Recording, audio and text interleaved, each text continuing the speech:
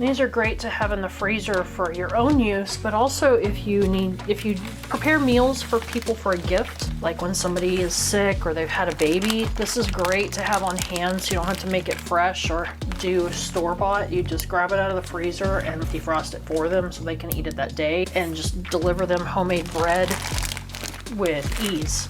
So I'm gonna zip these up and remove as much of the air as possible and then label them. I like to do 1 loaf per bag so that extra bread doesn't go bad, but if I had a crowd, I could pull out 2. If you're single or just a couple that you don't need quite so much bread, since it has no preservatives, it will go bad quickly compared to store-bought. And if you don't want to pull out so much, you could always cut it before you could cut it in half, cut it in thirds, cut it in slices and portion size it, whatever you want to do, and then freeze that with parchment paper. It just depends on how little you're getting, but you can freeze it in smaller portions. You could vacuum seal it to preserve freshness even longer, and that way you don't have to pull out a whole loaf if it's just a few of you. So you've got many options with this, and you can make it very, very convenient for yourself, and then you can make your own bread and it'll last you that much longer.